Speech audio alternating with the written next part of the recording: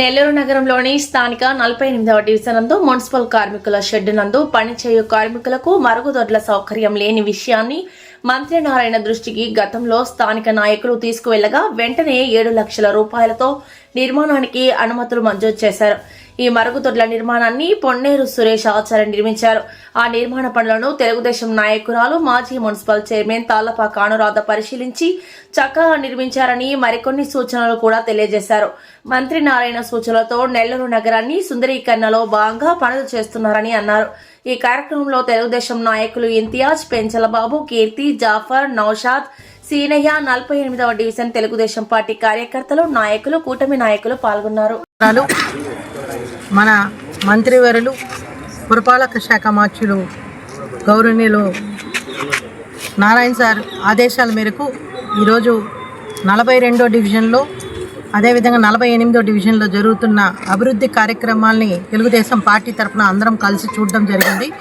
ముఖ్యంగా నిన్న జరిగిన 43లో ప్రజా దర్బార్ కార్యక్రమంలో 42వ డివిజన్కి సంబంధించి కొన్ని ప్రాబ్లమ్స్ని అప్పటికప్పుడు చెప్పడం జరిగింది. దాన్ని నేను నారాయణ సార్ దృష్టికి తీసుకెళ్ళి వెంటనే చూసి అక్కడ ఏం అవసరం ఉంది అనేది అధికారులతో మాట్లాడుకొని ఇమీడియట్గా చెప్పడం జరిగింది. దానికోసం ఈరోజు మార్నింగ్ 42వ డివిజన్ ఎర్రదర్గా ప్రాంతాన్ని చూడడం జరిగింది. ఆల్రెడీ టెండర్ అయిపోయి ఉంది. ఏదైతే ప్రజలందరూ కూడా అక్కడ ఇబ్బందులు ఉన్నాయి, ఎందుకంటే కాలువలు లేక అదేవిధంగా కాలువలు కొన్ని ఎన్క్రోచ్మెంట్ అవ్వడం వల్ల వాటర్ అనేది బయటికి వెళ్ళడం లేదు. ముఖ్యంగా వర్షాలు వచ్చినాయంటే చాలా ఇబ్బంది పడుతున్నామని చెప్పి ప్రజలు కూడా చెప్పడం జరిగింది.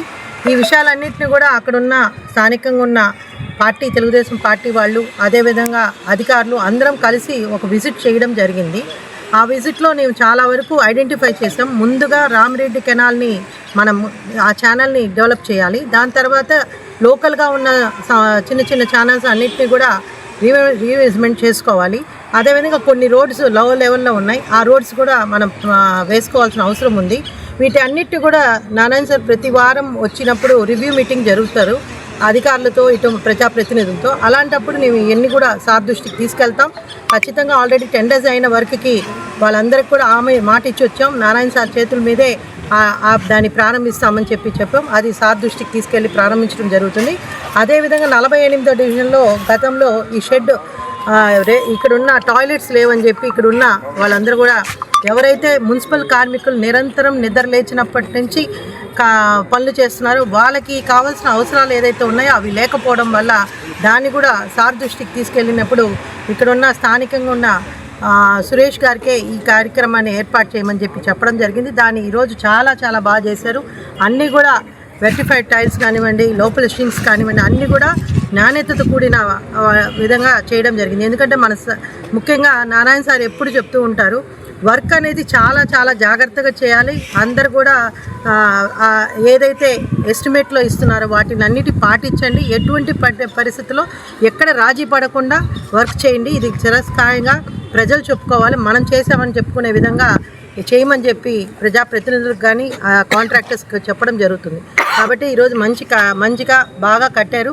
సో అదేవిధంగా ఇంకా కొన్ని ఇక్కడ ఏర్పాటు చేయాల్సి ఉన్నాయి, అవి కూడా అధికారుల దృష్టికి పెట్టాం. ఇది సార్ దృష్టికి కూడా తీసుకెళ్తాం. ఖచ్చితంగా ఈరోజు నారాయణ సార్ అంటే అభివృద్ధి అంటే నారాయణ సార్. సో అలాంటి వ్యక్తి మనం గెలిపించుకోవడం, అలాంటి ఒక మినిస్టర్ మనం రావడం వల్ల ఈరోజు నెల్లూరు నగరంలో ఎక్కడికి వెళ్ళినా ట్రాఫిక్ జామ్ అవుతుందంటే ఎక్కడ పెట్టినా వర్క్ జరుగుతూ ఉంది.